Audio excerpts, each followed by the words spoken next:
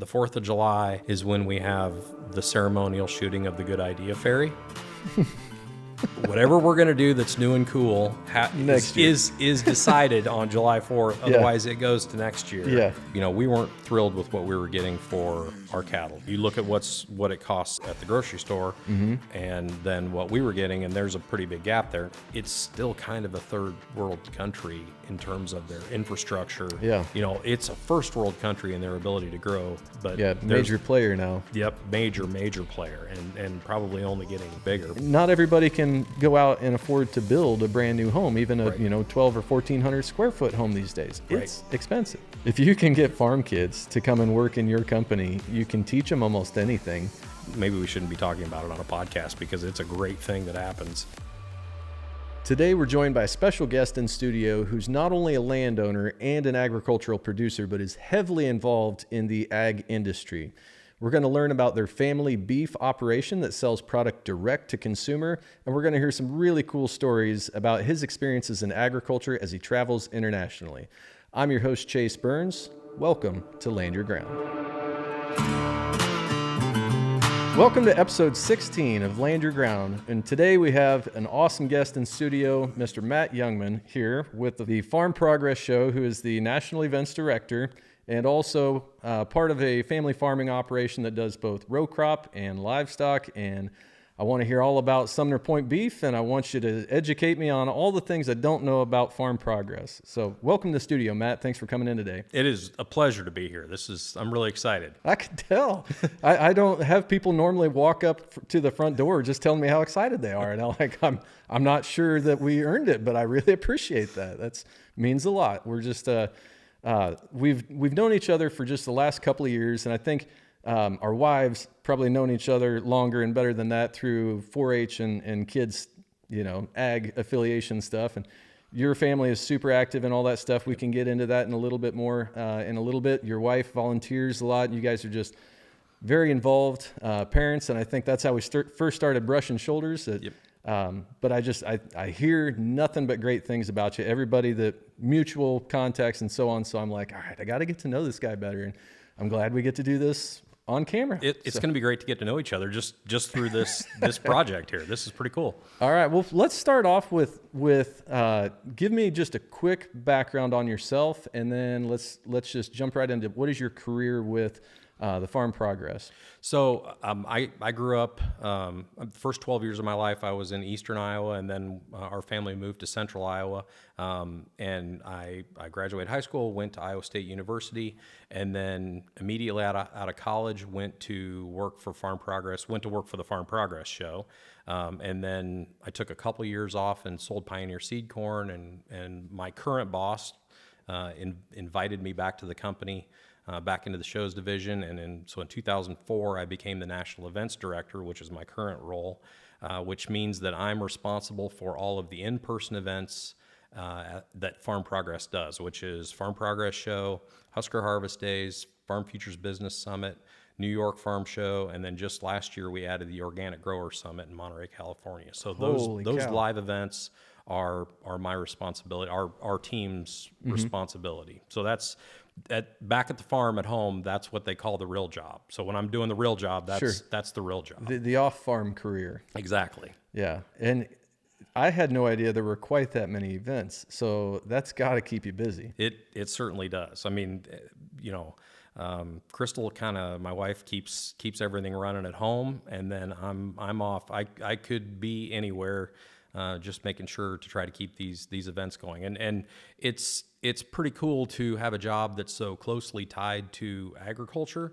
and then it's good on both sides because I'm pretty closely tied to agriculture because we're farming, and then I get the opportunity to kind of be on the front lines of what's new and what's cool, and see the new things coming down the line. Right. Yep. And then working with all the people that are showcasing that at all these major functions. I would say you are probably kind of at the forefront of you see a lot of that stuff for the first time, probably months before any other producers are aware it even exists. And that's if they make it to one of the shows. So it's kind of you get to, I guess, really preview stuff, don't you? Yeah, yeah. So I mean, that's part of. I mean, people don't keep jobs for 20 and 30 years at a time. I've worked for this company.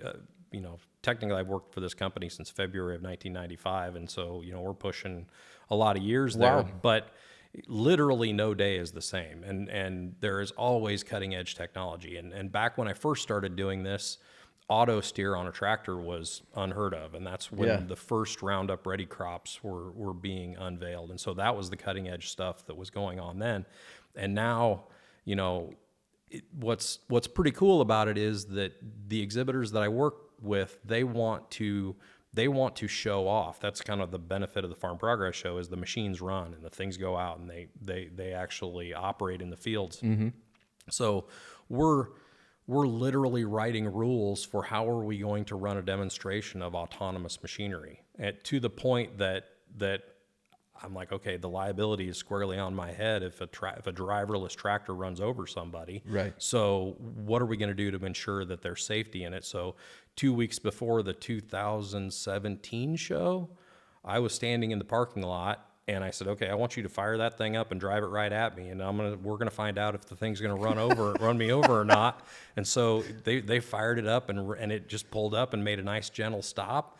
And there's it's outfitted with cameras and radars and things, and it took a picture of me and sent that picture to the operator that was in the combine and said, am I clear to go ahead? And he had the opportunity to hit the yes or no button, and he got to be the executioner. Yep. And so I stepped out of the way, and he hit the go ahead button, and it fired back up. And so to write the rules for how we're going to allow these companies, because they all want to market, they're pretty aggressively want to market and sell their machines. We've got to set a fair playing field for the exhibitors to play in, and then operate there in front of the crowd. Yeah. So I guess I have questions about the site moving from year to year, right? So I was there last year here in Illinois, and this year it's going to be in Boone, Iowa, right? Yep. So how many sites are there just for Farm Progress, and does Husker Days, does it move location also? It doesn't actually. It is Husker since 1978 has been in exactly the same spot. I've only ever been to it once. So. It happens every year there, 8 miles west of Grand Island. But Farm Progress Show has kind of had an evolution over the years. When it first started, the first few shows, 53 through I think 56, were all in Illinois, and then added Indiana into the rotation. And then in 59, the company bought Wallace's Farmer, which is our Iowa publication, which put Iowa into the rotation.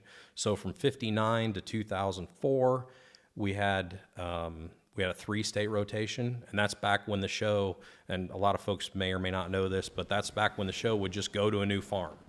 And when I started with the company, that's what I was doing, is you would move into a community in January and go to work on building traffic routes and firing up, recruiting people for food stands and parking cars and all that kind of stuff. If you haven't been to a Farm Progress Show before, it will impress you, whether you're in the ag industry or not. When you walk around, I mean, it feels like it's a literal city. Yep. And it's like, they did all this for like 3 days. I mean, it's a lot of work, and prep goes in all year long, I'm sure, to make the grounds ready for that, to make it lay out that way. But it is impressive. I mean, any county fair, anybody that goes to one of those should recognize how much effort went into laying it out, making sure there was the right amount of room, and making sure that everything's kind of different categories of tillage equipment over here, and UTVs, and all this stuff over here, and sprayers down there, and grain storage over this way, and it's pretty wild. Yep. And so along those lines, back when we were doing that on farms, it had a lot of opportunity there were rainouts, and there were some pretty bad experiences. And the 50th anniversary show in 2003 was a pretty bad weather event, rain-wise, and the exhibitors came to us and said, we can't invest the kind of money we're investing and have it be at risk of raining out this easily. So that's when we switched and went to the 2 permanent site rotation plan. And so we Decatur built the Decatur site, and then in 2008 we opened the Boone site. So now we have these 2 permanent facilities, and we rotate annually. So even numbered years like this year are in Boone, odd numbered years are in Decatur. So, and the show has really blossomed in that it's almost 20 years now. because the exhibitors have seen the value in the event and really invested in it, and its profile has gone up in this last 20 years. So how big is it? Like acreage wise, or just the average number of attendees? So each year? It's about 90 acres of static exhibits, which puts it number one in the country. There's no trade show that has 4 million square feet of exhibit space other than the Farm Progress Show and Husker Harvest Days. Nothing in Vegas, no other trade show. So it's number one in Farmer terms of Disneyland. footprint. Yeah, I think I've heard it referred to as. So there's 90 acres. Trade show people like to talk in square footages. I like to talk in acres. There's 90 acres of static exhibits, 200 acres of parking, and then about 360 acres of field demonstrations. So it takes about a square mile. It takes about 650 acres to do everything that it takes to put on a Farm Progress Show. Wow. Very cool. So, and about how many people are drawing into over how many days? 3 days? Yep, over the 3 days. So the biggest show ever was in 1983 in Marion, Iowa, right before the farm crisis of the 80s, because right then it was when the show was biggest in footprint and there were a lot of farmers. And after the farm crisis, there are just less and less farmers every day. So we're not ever going to set attendance. We're not going to have 350,000 people there because there just aren't that many farmers anymore. Right. The target market just gets, the individual farmers get bigger, but there's less and less of them every time there's a farm auction. Every time you sell a farm, that's one less farmer. So right now it's about 160,000 people that will come through the event over the 3 days of the show, which is still, it takes 200 acres to get them all parked and everything else. So it's still a great big event. Like last year's stats, we had 46 states represented and 48 countries were at the show, and it's been interesting to watch that international thing come back after COVID. We lost the 2020 show, and then 2021 it was a concern whether we're going to be able to do it. We did it, but it was about 75% of a show. Yeah. And then 2022 we were almost fully back, and then last year's show we're back and surpassing pre-COVID levels now. Now we're kind of getting back into a regular rotation of the show is a reflection of the ag economy. So that's kind of what we're back to now. Okay. I would say I spent a couple of days there this year working in our land sales booth, and I got to meet a lot of cool people. I did see some locals from this area that came down, past clients and things like that. So any trade shows we seem to do, we have a good time visiting with a few people like that.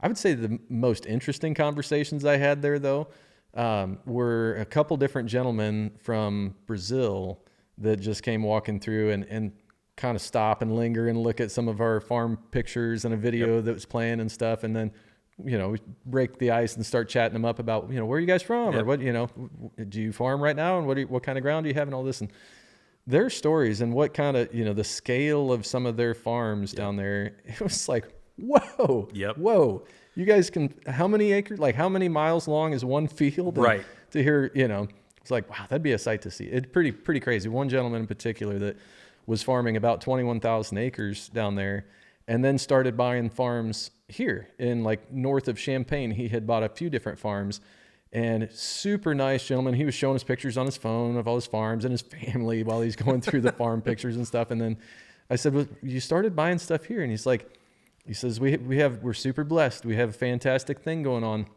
down there, but we're in a tumultuous political environment. Yep. And he said, depending upon the next election, my farm could double in value or it could cut down to a quarter of its value. Yep. And he said, there's no stability. And so like for long term, we just think it's wise to diversify a little further. So we've picked up a couple, but I learned some things from him about having to buy a Class A tillable farm. And he said, we have to really be choosy about the quality of farms because they're not eligible for farm subsidies and so CRP programs, even waterways, anything like this that somehow, usually makes a producer maybe a little bit more profitable on a more marginal type of farm. Yep. That doesn't work for them. They can't do that. I was like, Yep. I'd never really thought about it. They want a square 80 that is just 80 acres of tillable ground, and that is it. Yeah. Or 160 This is a cool experience meeting people like that though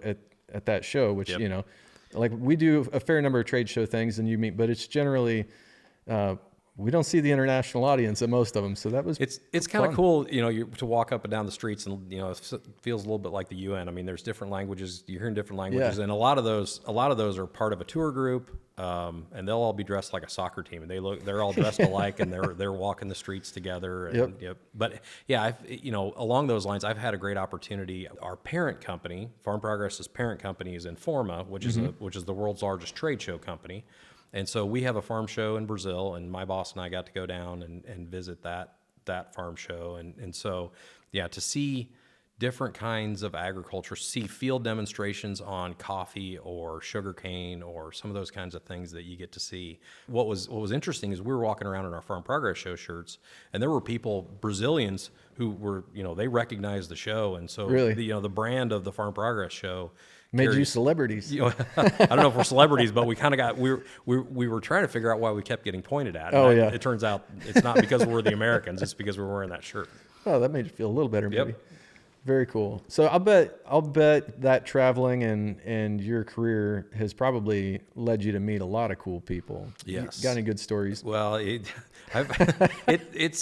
been a really cool ride to be a part of this thing, and going back to the show's so much different than it was back in the 1990s. Now that we've gone to these permanent sites, when we would go, in 1998, I got to live for a year in Windfall, Indiana, which nobody's heard of Windfall, Indiana, but Tipton County, Indiana, we had the show. The land was owned by MetLife. We would always have to go out and find a big enough landowner or enough landowners to go together to be the host farmer, to supply the acres to do the show. And MetLife was the primary landowner. And so at the 1998 Farm Progress show, the MetLife blimp put down right there in the parking lot. And so I got to ride in the MetLife blimp and check out the show when it was going on. So that's pretty cool. Yeah. And then, there have been times when we've been kind of close to putting together some marketing packages with some NASCAR folks. And so I got to spend one Daytona 500 with Richard Petty and his pits. And so, you just get these. And, when something like that happens and you're standing there, do you just like pause for a minute? And you're like, how did I end up here? How did this Central Iowa kid end up standing right here? Yeah. And so, and like, George W. Bush came to the 2004 show, which was a cool experience. And my boss is still jealous of me because when we sat down at this big table with all the Secret Service and everybody, I just started chucking my business card out to everybody. And then everybody gave me their business card. So I've got the business card of the guy that's in charge of the president's food and, all these crazy job descriptions for the president. But the better experience with George W. Bush was in 1999. The first time that he ever said, "I'm going to run for," he was the governor of Texas, and he said, "I'm going to run for president." That was in Amana, Iowa, and I was in Amana setting up the Farm Progress show. So the campaign folks, they wanted to put some tractors behind him, and so I lined up a whole bunch of stuff for him, and then I got to spend a little bit of time with him. And then when it was all said and done, he wrote me a nice handwritten thank you note. And so just the opportunity to kind of interact with some of these folks that you just otherwise would never even have the opportunity to has been pretty cool. My wife and I, since I started doing this job, Informa, which is our parent company, Informa is the 7th logo in the corner of my business card. We've been owned by 7 different companies in the duration of time that I've worked here. And a couple of those owners one was from Australia and then New Zealand. So my wife and I got to go to Australia and spend a weekend in Sydney and then go to a farm show in New Zealand. And so, wild. That's New Zealand's on my bucket list. Oh man, don't miss it. Yeah. It's fantastic. Yeah, I mean, Australia is cool, and probably the coolest part of Australia was getting to go out into the bush. The farm show was like, I mean, the Mercer County Fair is about the same size as that farm show. It was just kind of it wasn't much of a farm show, but the New Zealand thing is pretty cool. Very cool. That's crazy. Yeah. Yeah, that's cool. So I was talking with Bailey, who's kind of runs a lot of our social media stuff and helps kind of behind the scenes with production and making sure that our content gets out there to people. And she's like, so tell me about this Matt. She's trying to help me kind of prepare some notes and stuff. And what do I need to know about him or his family? And I was like, they're kind of the poster family for like American farming. I mean, they kind of, Well, that's a lot. I don't I'm know not the trying word to that. put that on you, but I'm just saying, like, you just have this wholesome vibe about you. You're good Christian people. You have, you're raising a couple of kids, doing the farm life stuff. They're scholars, they're athletes, they're involved in everything. You're showing cattle at the state fair, and you're farming, and you're selling freezer beef, and you're running this career. And it's like, you're kind of just touching a little bit of everything in ag, and it makes you guys appear to be like really well-rounded. And I'm like, I gotta tell you, I just do the farm show stuff, and then I come home and I run an auger cart. All that is because of my wife's hard work. We'll give Crystal all the rest of the credit. Exactly right. That's good. Where it belongs. I tell people I've seen the boss's job, and I don't want it because she's done a great job raising these kids. Yeah, well, she definitely has that for sure. Yeah. So kudos there. So let's shift gears, I guess, for a minute from farm progress stuff. Tell me about the farm life back home. You mentioned the freezer beef thing, and I'm wearing the Sumner Point Beef logo here. We started that several years ago now, because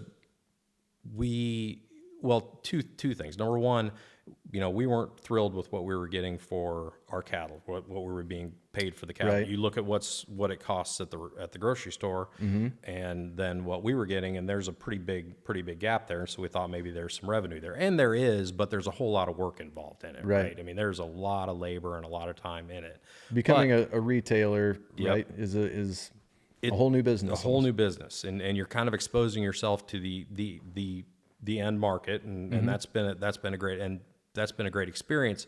And I think the cool thing about that is it allows you to interact with people, and there are only going to be less and less farmers, and that means that the consumers are going to understand what's happening at the farm less and less and less. And so any opportunity that we have to involve people and educate people and get them involved in knowing more, or at least being comfortable and confident in the people that are producing their food, fiber, and fuel, is never a bad thing. No. So you have somebody, it's kind of been an interesting evolution, and Crystal and her brother Scott, this is their baby, but everybody pitches in. When it's shipping day, like around Christmas, the whole family two full families. It's two full families that are packing boxes and shipping them out and that kind of thing. And having children that get driver's licenses, if you haven't done that yet, I would strongly advise that. It's kind of great because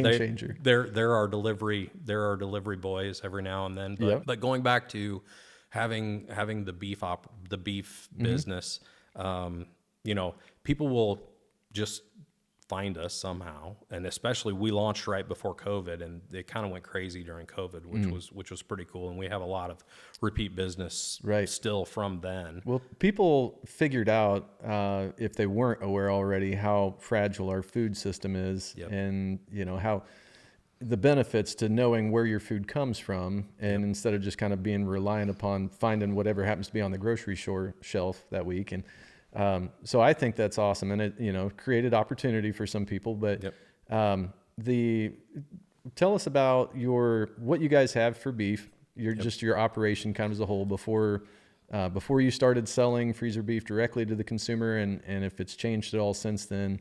Like, what was that process like? So it's about 60 head cow calf, and we're my brother-in-law Scott. It's certainly his passion. He loves the beef business, and we all love the beef business, especially this time of year. There's nothing better than a pasture full of pairs out there and cute calves and that kind of thing. And if you don't like that, you might as well get out of it, because that's just the best part of it right there. Yeah. But he's got a really good eye for cattle, and he raises, we're trying to do a few different things. We're trying to have a herd for the kids, and also raise some show livestock. And it fits into the operation really well, because we're going to row crop farm the top of the hills, and we're going to row crop farm the bottoms, and then our farm fits having beef in it. So we're going to have cattle on this operation, so why not make the best of it? So we're trying to raise show livestock, and then the ones that aren't going to make it to the show ring aren't going to sell kind of sell at a premium. Those were the ones that we need to figure out something better to do with. And so those are the ones that end up within the Sumner Point Beef. We feed them out.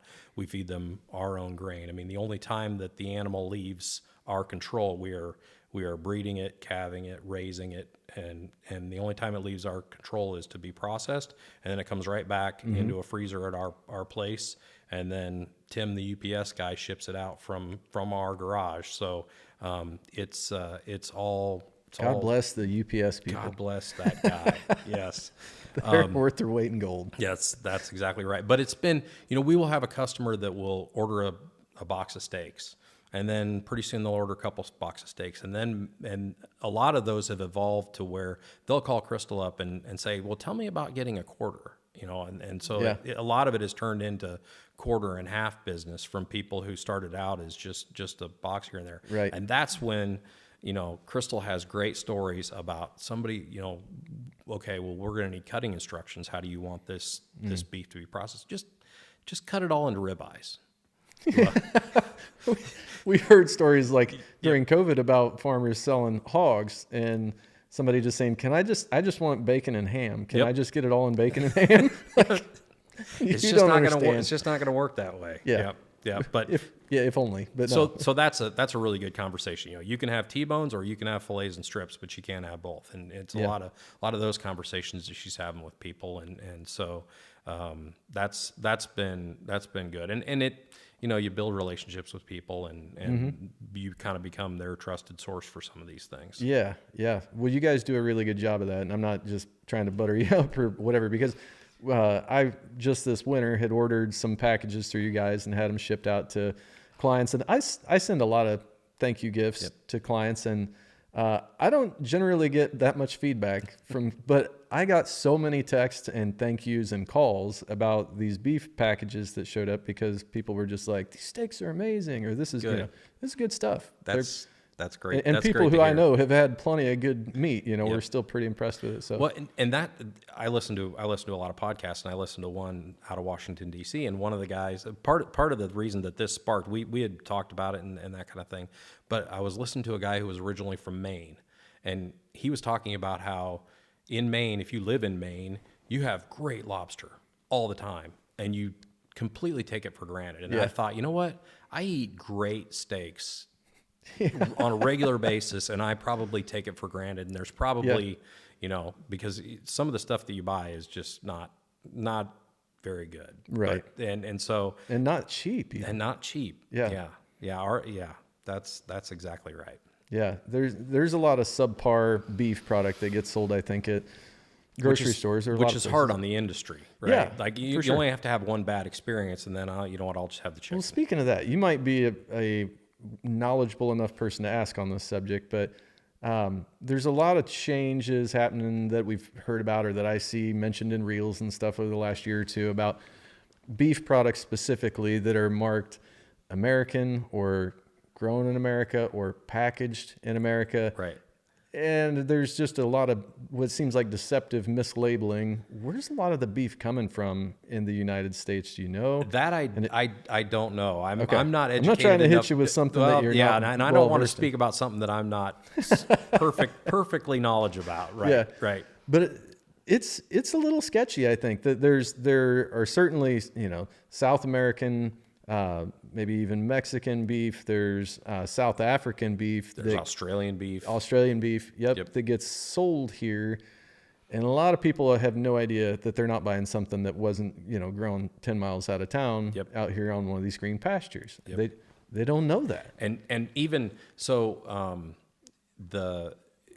I mentioned that on the Real Job side of things, we just started doing the Organic Grower Summit, and that's been a real eye opener to get into the organic market, right? Like you think of Farm Progress and the Farm Progress Show, and you wouldn't think of Monterey, California, and an Organic Grower Summit, but it's been a great addition to our company because it's really kind of opened our eyes and pushed our boundaries a little bit, and there's a whole lot of that in the fruit and vegetable and tree fruits, stone fruits.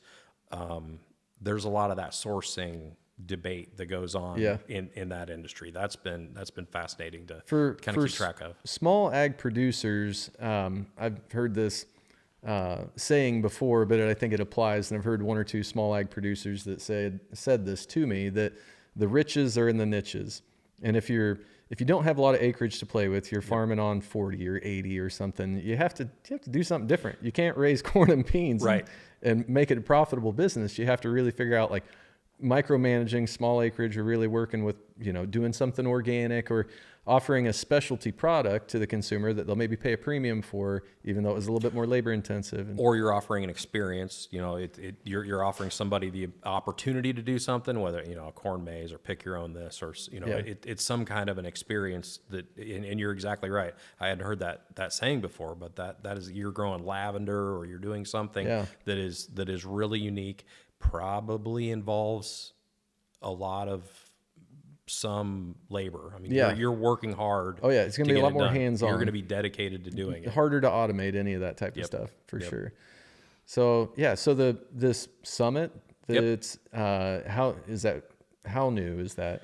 So it's been going on for 5 or 6 years, and we have Informa has another division, natural products division out of Boulder, Colorado. And so we bought these two shows. One of them is Organic Grower Summit. So we talk to farmers. So Grower Summit becomes ours. Organic Produce Network is another component of it, and that went with our Boulder division. And so it's been a good fit. We purchased it September of last year. The event was at the end of November, and so now we're getting ready to come into the first event that's fully ours all the way through the cycle. But and we have an Organic Grower of the Year, and that's a pretty cool celebration of that is cool. Of these. I mean, these are business people that are their job is to keep all the grocery stores filled and stocked with organic produce. Right, which they're not little operations. They're not little operations. Yeah. It's big operations. Pretty cool stuff. Huh. Yeah, that is neat. There's just something that you don't see. It's not like every other field out here is an organic field. There's not very many. No. I know a handful in this part of the state, but... And you have to be pretty dedicated, pretty committed to it in order to do it. Yeah. I mean, it takes a lot of specialty equipment and just a whole nother approach, doesn't it? Yep. Let's go back to kids and farm life, because we kind of just skipped right over, just glazed past the whole show cattle thing. Yep. Tell me about that. Like, how long have you guys been doing? Was it just when your kids got old enough to show, you thought maybe we should start doing some show cattle, or has it kind of always been in there? It's always been there. I mean, Crystal grew up in it. I did to a degree when I was real young. I did it a little bit. Actually, I got this Farm Progress job because I showed cattle at the Scott County Fair in Iowa when I was with the guy that hired me. Well, there you go, kids. It's a tie. Go show cattle. You never know where it's going to take you. These are relationships that you build for a lifetime. But right? But yeah, so Crystal's family's been doing it for a long time. Scott, like I said earlier, he's got a really good eye for this stuff. Mm-hmm. So it started. We started doing sheep first, and then we had pigs for a little while, and then we started getting pretty hot and heavy into show cattle, and all of our kids have done it. Our oldest is now transitioned to where he kind of likes the pigs a little bit better. Mm-hmm. Luke, our middle, he likes his steers. So he rents 2 steers this morning, and so it's just kind of what we do. You guys? It's crossbred stuff. Okay. Yep. So it's just to try to go win the steer show. Yeah. Right on. Yeah. But the good thing about it is, when we're at fairs or shows, or we're at State Fair together, because of the Farm Progress show timing, State Fair is pretty tough on me, but County Fair, I do love the County Fair. Just, to get to spend those days there with the family together is pretty great. And it's good for the kids to give them chores. And again, I mentioned that having kids with driver's licenses is good. Big kids are pretty great because they can break their own calves. I'm out of that business now, which is pretty good. Yeah. Our kids have been showing horses kind of off and on through the 4-H stuff. And we talked about maybe cattle was something that, did they have interest in it? Would they want to do it? Because we only have a very small handful of cattle, and we're not raising show stock around here. So we're kind of just, they get a little bit of the cattle experience, but to know what it's like to spend 2 or 3 days at the show barn, That's not been something they've done before. The last couple of years, they started showing chickens, which is, I never thought that like we would be in the show chicken business, but here we are. Yep. And, so one of my boys did it first. Really, he's generally the keeper of the chickens. He's the one that loves going out there first thing in the morning and tending to them and collecting eggs and whatever. And now, the other one has really gotten a lot more into it too. The last year, especially, they've both been super committed and helpful at it. And I haven't had to do anything with chickens for a good long while. And that's great. It is good. That's wonderful. We love having the eggs, and it's awesome that we have chickens. And somebody else makes sure they got let out in the morning and watered and all that good stuff. And they've got chores to do and responsibility for them. That's great. Right. Yep. And really, that's the main reason that we're doing any of the homestead stuff. Is it's great to have food in our refrigerator and in our freezer and stuff that ends up on our table that most of it that we can make here, grow here. Raise, we don't hatch anything. We just order in the little bitty birds and raise them out, and then we butcher ourselves and get it put in the freezer. It's, it gives them a lot more involvement with what they end up putting on their plate. But where I was going with that, with the show chicken stuff, was once one kid went to the 4-H livestock auction with his pen of 3 birds that sells for like $600 or something. Boy, that was big dollars. He was so excited about this. And the other son is sitting there thinking like, maybe I should have shown chickens. Maybe I should have had something. Yeah. So they think this year they're both showing chickens. I guess we'll have something to go through the auction. That's really good. That 4-H auction is that's where I was going with it. Isn't it awesome? It's tremendous. Yeah. I mean, I get to help out on that a little bit, and the Mike and the rest of the folks that put that together. Yeah. It is it's a little. Maybe we shouldn't be talking about it on a podcast because it's a great thing that happens that you don't necessarily want to try to not everybody can replicate that, but it's kind of a little bit of icing on the cake. The project is important, and the work that they're going to do, and the responsibility that they gain, and all these kind of things. But then, for the community to come together and give them a financial reward to recognize the effort that's gone into it. Yeah. And the way that it's structured and the kind of dollars that run through that auction is pretty impressive. It is. Yeah. Especially, Mercer County here is pretty rural. And I think it's just super cool that people do that, and the kids absolutely love it. And it is a nice reward for them because they work really hard. And then some of them will still, they buy back the animal, they keep, they take it on to state fair and so on. But they're saving for college. They're putting it towards next year's animal project. And I mean, they put the money to good use, but it's awesome. With a freshman in college, I could tell you that's where we dedicated that money is to put it there. And so it's a nice little nest egg to get them going on college. Yeah. And I think raising farm kids, they're industrious. Like, I think yours probably are the same way, but ours are like, I don't want to say they're always scheming, but they're trying to figure out like, is there something I could do to make some money right now, Dad? And it's like, they're ambitious, or they're not afraid of hard work. Right. Yep. So you want to just keep those opportunities kind of chalked up in front of them. Like, hey, you could do this, hey, you could go work here. I keep harping on this driver's license, but they're going to want gas money. I'm here to tell you, gas money's a We're high less than motivator. a year out. Yeah, I'm looking at having to buy a vehicle. You're just like, well, at least they can pay for their own fuel. Yep. So there's That's exactly right. Light at the end of the tunnel, maybe. Yep. No, it's it is really good. So you have how many kids? 3 kids. Yep, 2 boys and a daughter. Oldest, the first and the middle are boys, and then the youngest is daughter. She's a freshman, and she helps out there. She's helping with the pigs, and given her choice, she would be in her art room and playing the piano and the flute and the oboe and singing and that kind of thing. But she's also out there helping in the barn. Yep. Our oldest is that way. He's super tech, he's a bookworm.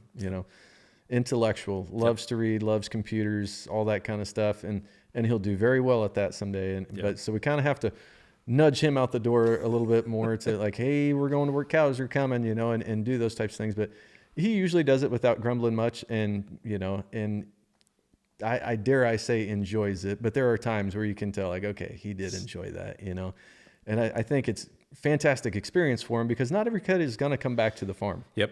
And that's okay. Yep. But it's like we talked about earlier, how many farms you said like something like every time a farm sells, that's one less farmer. It seems like it. And it generally, there's one less farmer before that farmer ever sold. Yep. So a lot of times that's why that farm sold. Yep. Was because the household was one less farmer. Those Yep. kids graduated school, they went and found good jobs somewhere.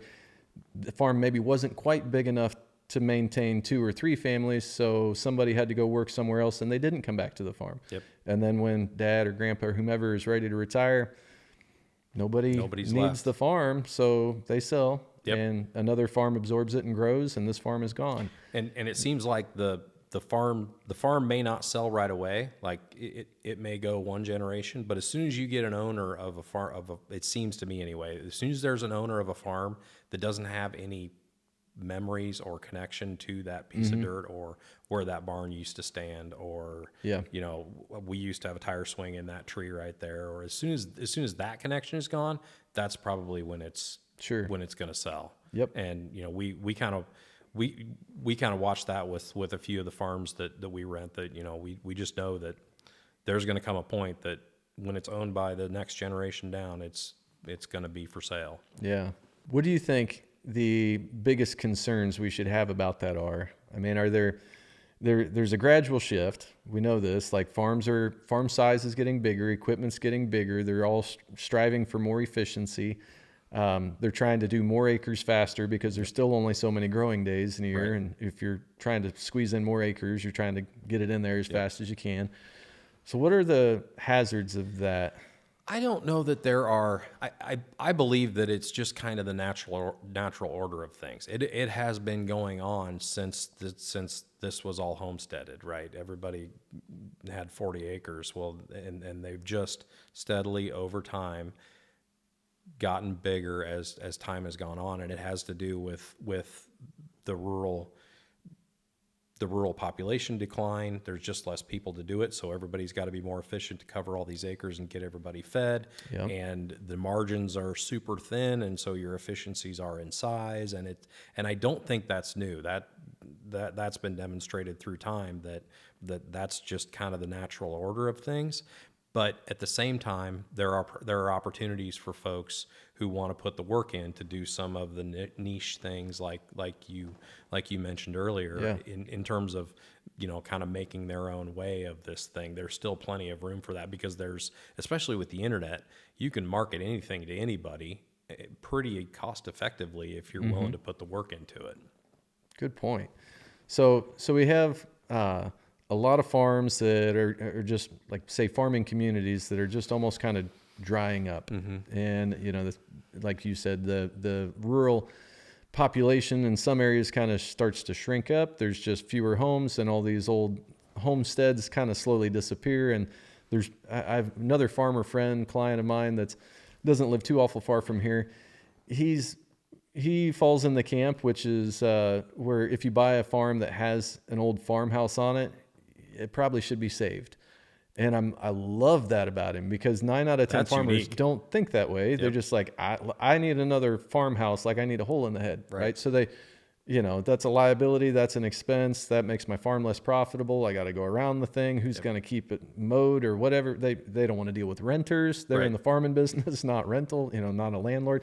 So you can't blame them, but as all of these small farmhouses just, you know, become irreparable and eventually get dozed down or burned or whatever and wiped off the landscape, you know, he's of the opinion that, like, we got to have young people that still want to live around here, and they have to have places to live. Yep. Like, if we don't have houses, not everybody can go out and afford to build a brand new home, even a, you know, 12 or 1400 square foot home these days. It's expensive. So keeping, you know, part of that, I don't know where I'm going with that so much, just other than these older farmhouses that are remnants from all these small homesteads are kind of slowly going away also, which is partly why we're losing population, because there's no place for them to No be. place to go. Yeah, because you got to get an apartment in town because that's the only place to get one. Yeah. Do you think your kids will have interest in coming back to the farm? That is a great question. And, you know, that's the kind of thing that you sit around with you just kind of debate with your wife and you're not sure. I mean, the only thing that I would say to that is that they're going to have to go do something, like go have a boss that yells at you that's not your mom or your dad, and go off and if they want to come back to the farm, the idea would be that they're going to go get a skill or a talent or something that's going to bring something back to the farm, right? There you go. Like, Yep. you know, we hope that would be great. We'll figure out a way to make the thing work if they can bring something back to the farm, whether that's a business of their own that they can do, or a seed business. But it won't be because there was a failure to launch. Right. That's exactly right. Yeah. That's cool. I like that. And I like asking landowners that, people, farmers, producers and stuff, because someone will say, oh, heck no, I hope they go do something else. But most won't. And Crystal is back, and she's running the finances. She's kind of the CFO of the operation. She's running the finances of the show. Yep. And if you would have asked 18-year-old Crystal when she took off for college if she's ever coming back, there would be flames coming out of the back of the car. She's gone. She's not coming back, and she's not going to be a farmer. Well, now she's the farmer. And, Yeah. You know, I'm the spouse. I'm the one going out and getting the health insurance, and she's doing the farming. So, Yep. So to ask our kids now, are they coming back? There is no way to know, but Sure. it's going to be cool to find out. Yeah. Yeah, that is fun. Yeah, I think it's just an awesome concept, and the way, like, people ask, do you think your kids will be landowners someday, or are your kids going to be hunters when they grow up? You know, just because they do it now because they're doing it with dad and that sort of thing. And it's like, I would be thrilled if they do. Yep. If they don't, I'm fine with that too, because they need to find their own way in life. Like, God has a path for everybody, and I don't know what theirs looks like. I'm not trying to lay it for them. Yep. But I want to make sure they have these experiences to carry with them so that they at least care about this. They Yep. care about this lifestyle, and your kids will do the same regardless where they go. They at least have an appreciation for it. I mean, there are some things you can say. Like, I can say, Luke, I can say our middle kid, he's going to be a fisherman. He'll fish. He won't ever stop. There's no question about that. And, Yeah. and you know, but the rest of it, it'll just be interesting to you know, it is hard to believe, and you know this from having kids, it is hard to believe that all three of my kids have the same parents. I'm fairly certain that they all have the same parents, but it is crazy how different they are. Yep. Individually to a person. So Yep, I know exactly what you're saying. We've said the same thing many times, and I can't deny it. Like, you see certain behaviors in your kid, and you're like, Yep. yeah, that's me. that's that one part I don't like so much. Yep, that's definitely his mom, you Yep. know, or whatever. But there's how could they come from the same parents and have so many similarities, but also be so different? Yep. Mind blowing. That's exactly right. But, you know, they do, I think having shared experiences is what they'll carry with them, you know, and shared memories of, like, showing cattle, showing sheep, doing those things. And the cool stories that you bring home from your travels and stuff have to be pretty neat to them. I'll bet, you know, I generally don't feel like I'm a cool dad. And I mean, like, I don't know if that's just me or if that's most dads, but it's like, yeah, your kid's probably not, you know, my kid's probably not going, you know, in front of a whole bunch of friends and bragging about something cool that their dad did, but their dad's never met Richard Petty either. Like, their dad, like, there's just some things there where I'll bet they've made a trip to school or something and probably been like, hey, you won't believe what my dad did this weekend. Well, I don't know if it's quite that good. I mean, their dad's still a dork, and they think they still, Yeah, you know, right. They're certainly not going to tell me about it if they're bragging on. Well, they got to it. keep But- you humble. right? That somebody's got to. That's there's no question that they keep me humble. That's for sure. That's awesome.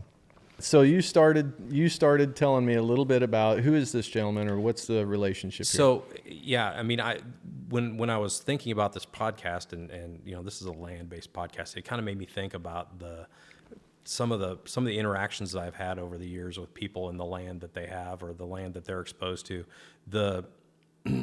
One of the coolest stories is a friend of mine in upstate New York. They're dairy farmers around Utica, and the county they live in, the land was given to George Washington as a spoil of war from the Revolutionary War. So George Washington was given several counties in upstate New York, and his name's Billy. Billy's family, Billy's great-great-great-great-grandfather, bought the land from George Washington, and it has been in the family. They've been raising dairy cows on that land since the late 1700s. You'd hold on to that abstract, I would think. And he gave me a copy of it. I've got it. He made That's a awesome. photocopy of it, and I've got it. And I mean, it is in the old English typewriting, Yeah, and you can't read a calligraphy. word of it. And, but it does say, I think it says Robert Smith is the gentleman's name that bought it Yeah. from George Washington, and so that's the kind of thing that I was thinking of when I thought about Yeah. a land podcast, is the stories that are tied to that.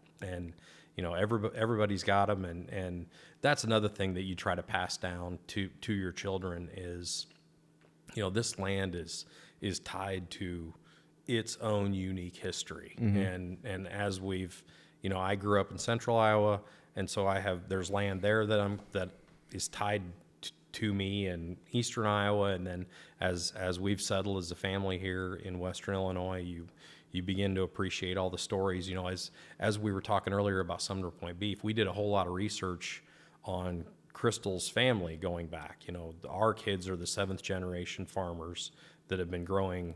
We're pretty confident they're the 7th generation that's been growing beef and row crops in Sumner Township, or in and around Sumner Township, Warren County, Henderson County area there, going back to about 1850. Wow. And so, there's a lot of history there. It's maybe not necessarily been contiguous on one piece of dirt, but they've been farming around Henderson Creek and Pope Creek and in that area for all those generations. That is cool. That is really cool. I've looked back at some of the plat stuff here that goes back into the 1860s, when there was just a handful of farmsteads that were set up. And actually one of them is our neighbor, and the Meekers. They were one of the first families that, and there's description in there from like 1860, 1861, where it says the Meekers came to North Henderson, Illinois, and claimed a farmstead that bordered Pope Creek on the north side because they needed a water source, and to the south it had flat ground that was prairie grass that was really good fertile farmland and that sort of thing. So describe the farm, and I'm like, that's right there. I know where that's outside the window there. Right? Yeah. And still, Meekers are still the ones living there and farming it, and it's pretty neat to see local families like that have roots that go back that far. That's great. And we say back that far. I mean, we're coming up on what is that, 160 something years or more. But when you go east, well, that's pretty young. Yeah. When you go anywhere back over, in the original colonies in that territory. Yeah, if it doesn't start with 17 something, you're not that old. It's not that old. Yeah. Yep. And American history is still relatively short. Yep. Which compared to a lot of countries. So I don't know, like, what's the agricultural history in places like Brazil? Right. So I was actually going to bring that up. I mean, I had the opportunity to go to China, and agriculture has been in China a lot longer than it's been here in Western Illinois. And I mean, China shows the land. Everybody's got real small little 2 and 3 acre tracts, and there's busted up clay pots. And I mean, you can tell that there's a lot of old history there. And then you go to Brazil, and I mean, it's kind of the wild, wild west. There's no 7th generation anything farming in Brazil, because it's all new. There's a lot of 1st and 2nd generation farming in Brazil, and most of the big guys are 1st and 2nd generation farmers they're just getting started. Right, because they didn't have the infrastructure, the roads, they didn't have an ethanol plant. No, they certainly didn't. Trains and barge traffic and even highways to ship it out. So you didn't grow more than you could use really locally, right? Right there locally. And now recently they've kind of become, recently is relative, but become last 20 years. Yeah, or so. Become an exporter. And I was supposed to be in Brazil this week. They were going to have the 100th anniversary celebration of the soybean in Brazil.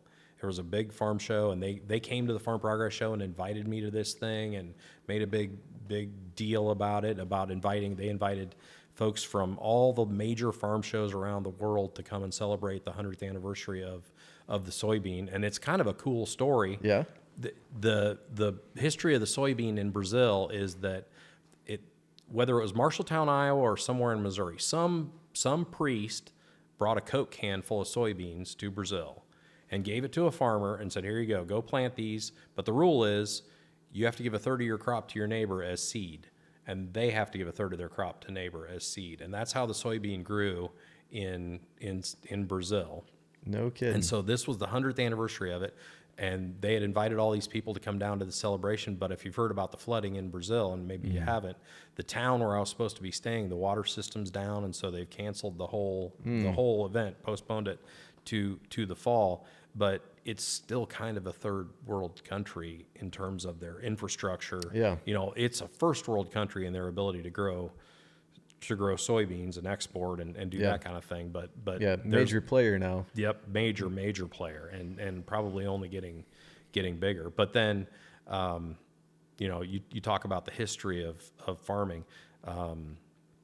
I get to spend some time every other year. I go to Agritechnica in Germany, and the people in Germany love the bucolic look of the way they're rolling hills and their agriculture, and they don't necessarily want great big giant farmers. They want to motivate people to stay small farms and maintain the homesteads and those kind of things out in the country.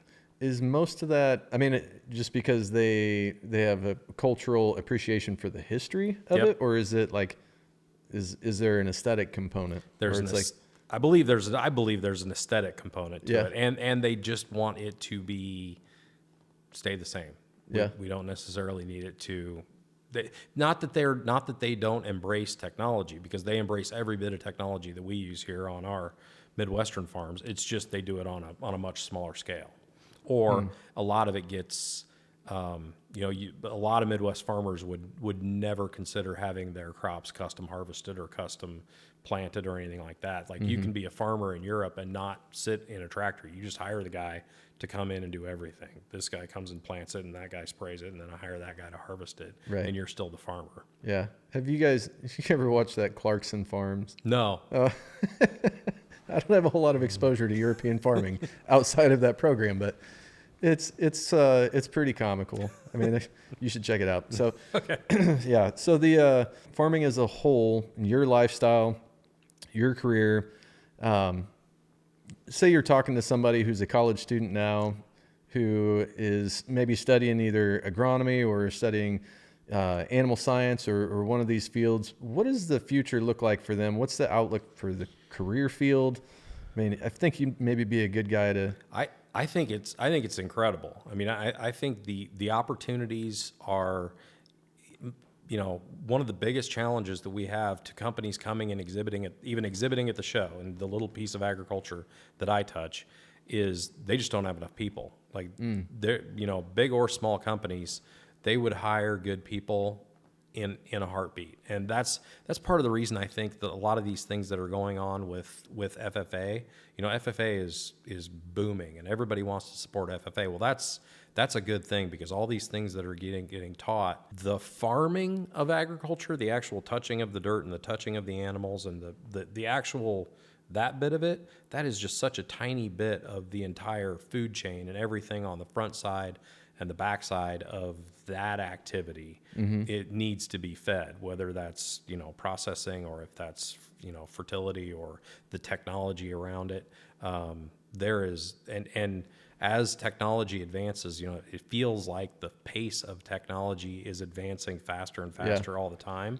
We need kids like your kids and my kids that can grasp it and absorb it to put it to work. I wish I could think which entrepreneur, which business mogul this was that I was watching a podcast on a couple months back, and they were talking about the best employees that you could possibly find. And this was a surprise to me, coming from somebody who probably has never lived, more than a week outside of a major city. And they said it's farm kids. If you can get farm kids to come and work in your company, you can teach them almost anything. And they are dedicated workers. They're loyal. They pour their heart into whatever they're doing. And that's, because they were raised by people that taught them that's how you had to do it. That's what you have to do. That's the only option. And I totally agree with that. Farm Progress is part of Informa, and Informa is a much bigger company, and we're just a little farm. We're the little ag division within it. But everybody loves to work with the farm folks. Everybody, salt of the earth kind of things, and they all say fantastic things. But I would totally agree with that. That if I was trying to run any kind of business, I'll take all the farm kids I can get on the team. And I'm fortunate to be surrounded by a lot of a bunch of farm kids on our team. Yeah. So speaking of that, like your team, roughly how many people are, and is it the same team that works on each of these shows, or is there a team for each separate show? So there's a team for each show, and there's some overlap amongst that. Okay. Like we're putting on these shows, and there are 4 of us that wake up every morning in the company and work on farm shows. And then when you get to Farm Progress show, all but one of them is there. And then there's the crew that always comes in and works the show just for the week. They do the work, the heavy lifting. Yep. And then there's also, the gal that runs our parking and admissions, and the person that runs our security, and the person that runs this, and then they each have a team under them. So, it's kind of a spider web that grows as you go down. And then Yep. and that team does that group does the Farm Progress show. By the time it's all said and done, there's probably, and all the volunteers are in place and everybody's in place. You're at 500 or 600 people that are actually putting the show on.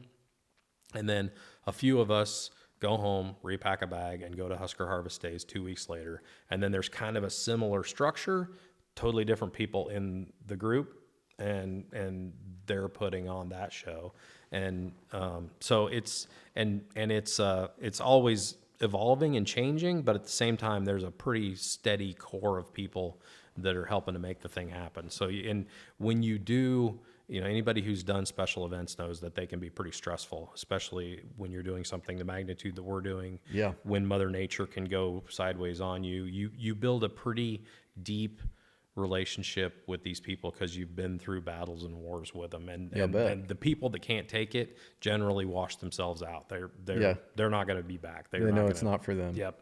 They're not going to be back for that. But, I talk about all this cool stuff that I've gotten to do it. And talking about this reminds me that it's not all sunshine and roses. Sometimes sometimes there's thunderstorms bearing down on the show and lightning, and you have to clear the grounds, and there's some pretty tough days every now and then. I couldn't tell you what year it was that I went to Husker Harvest Days, but it was a dust bowl.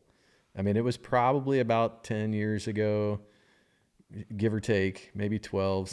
Was it like a steady 40-mile-an-hour wind all day long? Yes. That was 2011. Okay. It scars a person. I mean, I can tell you tell me some horrific thing I've that never happened. been so filthy in my life. Yep.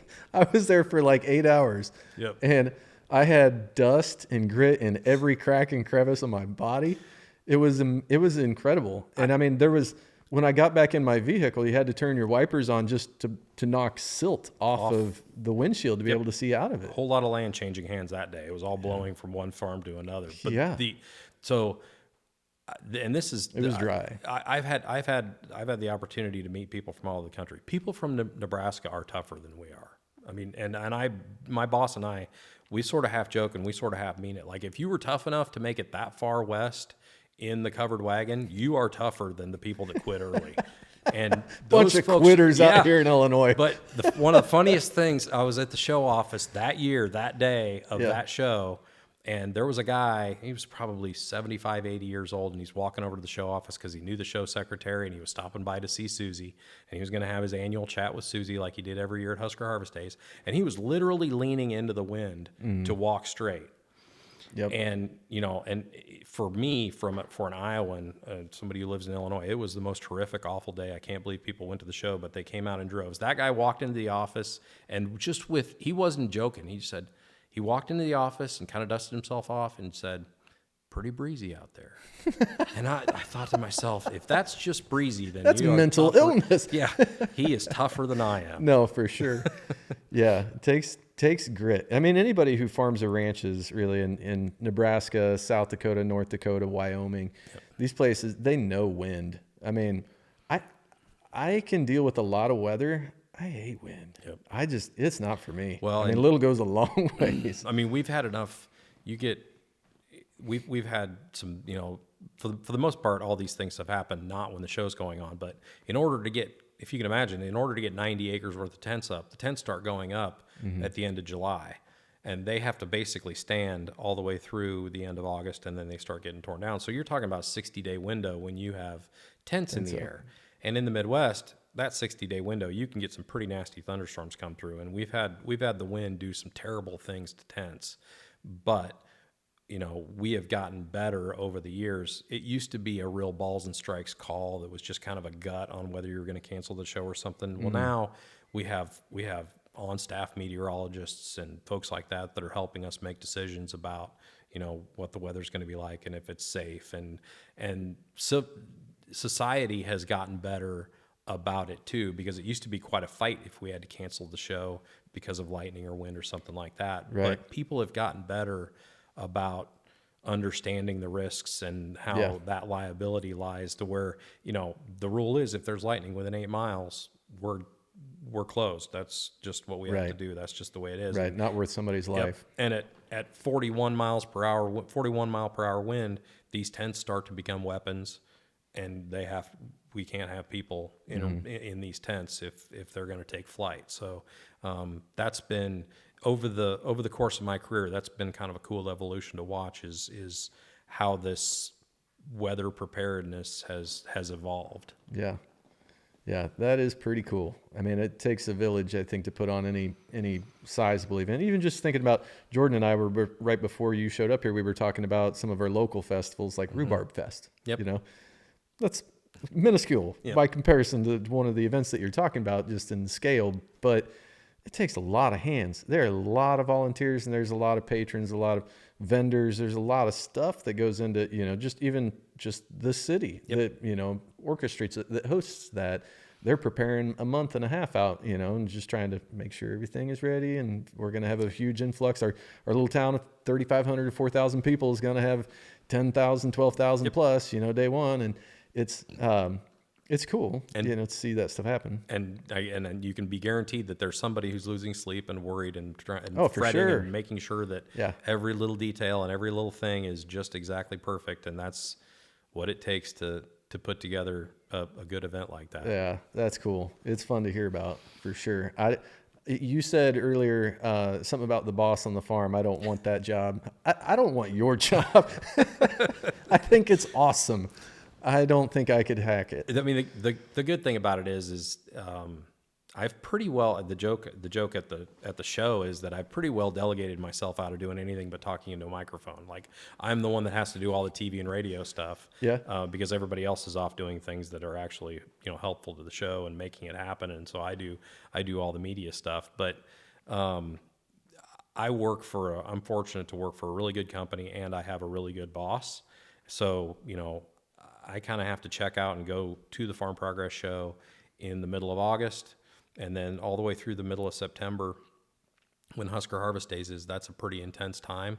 But then the therapy is about September 20th. Nobody cares who I am anymore. My phone stops ringing, and I can climb into a tractor cab at the farm and decompress and disappear for a while and just sit there and get some cab therapy, and that's awesome. That's awful nice. And so you go, you get through the show, and then you have this downtime in the fall when we're just kind of paying bills and wrapping it up and having the wrap up meetings. And now we've added that OGS show, or Organic Grower Summit, to late November, early December.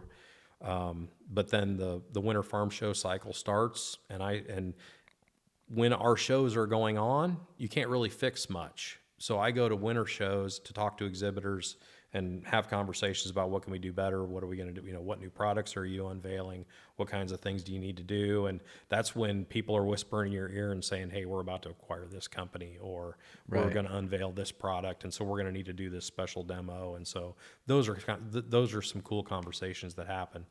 And then so after the winter farm show swing, then that's when I kind of lock myself in my office, and I've got a 900-piece puzzle of moving the pieces around, of setting up the show site. And that's what we've just concluded here, is that just yesterday, actually, we unveiled the layout of the 2024 show. And so we've gotten all those moves made. And now we're working on getting the food vendors contracted and the volunteer groups contracted and a whole lot of paperwork to get everything in place. And we have until about the 4th of July. And the 4th of July is when we have the ceremonial shooting of the Good Idea Ferry. Whatever we're going to do that's new and cool is decided on July 4th. Otherwise, it goes to next year. Yeah. And on about July 4th, the show program goes to print, and whatever's printed, that's the show we're going to do. Those are the things we're going to do, and that's what the show's going to be. Yeah. And then, about the time the show's over, we have the revival of the Good Idea Ferry, and we'll entertain all that stuff for 2025. I like that. That's so do you have like after action meetings with each of these teams? Yep. Immediately following the end of the show? Or? No, what we'd like to do is we'll do a kind of a battery of surveys. We'll do visitor surveys and exhibitor surveys and vendor surveys and get a bunch. We like to get some of the big bills in and get a little bit of that stuff digested so we can have a better, we call it a postmortem. We have a postmortem, and it starts out as about an 8-page Word document, and it's every single thing that the show is in alphabetical order, because no one thing is more important than the other one. It starts with airport, antique. You just go down the line of all the things that we touch, and if anybody's got any comments or anything, because especially on Farm Progress Show, when we get done with this year's show in Boone, we won't be back there until 2026. Well, you can forget a lot of things and keep making the same mistake over and over and over if you don't write it down and then go reference that document as you're setting up the plan. So about quarterly, we get together as a team just to review that document and make sure that everything we said we were going to fix, we're actually going to work on fixing. That is pretty cool. Yep. So many moving pieces. And again, if you haven't been to one of these shows before, you really have no idea how big it is, or just the scope of it and the scale, and how much coordination effort there has to be to go into it to pull it off. So it's impressive. I mean, kudos to your efforts, your team, all these teams that make it happen. It's cool. I think it should be a point of pride for the Midwest. Especially, I think it just, all of these local farming communities, when they get to go, like some of the kids get to go on the school bus, if they're close enough or whatever, they take the field trip and the whole class goes, or their FFA group or whatever goes. And that's awesome. But I really love seeing like the farm families that come walking through, mom, dad, and grandpa, and, and a couple of grandkids in tow and stuff. And they're popping through one booth to the next, or they're looking at the new equipment and stuff. And 9 out of 10 of them, what they say when they're looking at the big equipment and all this stuff, they're like, just dreaming. Or maybe he'll be able to buy this tractor 25 years from now when it's, had a few thousand hours put on it or whatever. But just the idea that they come there, because they're, it's like when we were young, probably you're hearing your grandparents, your great grandparents, and telling stories about the World's Fair. Yeah. They're stuck with them for life. They're 95 years old and they're still talking about when they were a kid and they went to the World's Fair. Yep. These farm kids, like, they grew up, even when they leave and they don't come back to the farm or whatever, they'll still remember that show, and they'll remember going there with grandma or mom and dad and whatever. And that was part of their farm life experience. And it happened in the Midwest. I think it's cool. And it's a really unique thing, because at the end of the day, it's a trade show. The purpose of the event is for exhibitors to have conversations with their customers to talk to their service and input suppliers. But it's so different than any other trade show. If you think of a trade show, that's something in Vegas and you're wearing a lanyard and you're walking around and you're registered for it and that kind of thing.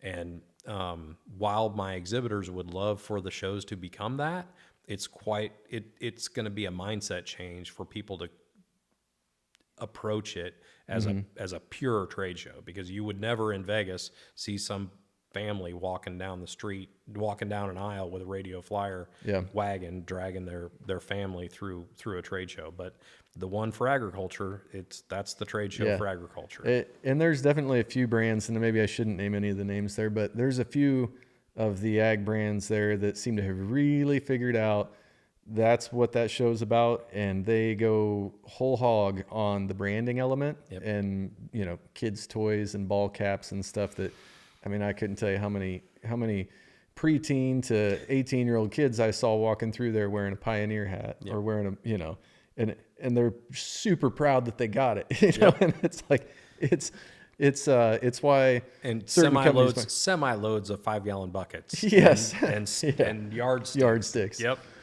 But those types of things are, branding elements that will endear that future farmer to that company, to that brand, to that type of tractor, that type of seed, and whatever. What's interesting is the other thing they're doing to endear themselves to the young crowd are the social media influencers. Like, their budgets have shifted to, they put a lot of money into brand ambassadors that are social media influencers, because I've seen it happen fast over the last, maybe since COVID is when this has really changed. Is that, I mean, you put the right social media influencer on the right lot and get the word out, and people just, I mean, it's crazy. They draws them like flies. It's pretty impressive. Wow. Yeah. Well, these are crazy times we're living. Certainly are. Very cool. You use the word ambassador, and I guess I feel like that term fits you very well too. I think you do an outstanding job, not just in your career, but just as a spokesperson for local agriculture, for raising a high quality beef product that you can sell direct to consumer. I think agriculture in general benefits when families like yours are doing the types of things that you're doing. It shines a positive light on everybody in this part of the country. So really appreciate you, Matt. Appreciate you and your family and just all the work that you're doing. Good luck, I would say, with all of the shows this year. I had no idea there were so many, so that's awesome. But I can't thank you enough for coming in, joining us in studio today.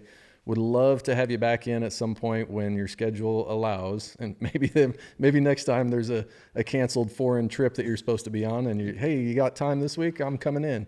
That would be our pleasure. So I would love to. This has been wonderful. Been great to get to know you, and I'm a devoted viewer of your podcast. I enjoy it a lot, and you're doing a great job here. Well, we'll have to just keep queuing up higher quality guests so that you don't tune out some point. Thanks again, Matt. Really appreciate you coming into studio. Loved having you in, and looking forward to the Farm Progress Show this year. It's going to be awesome.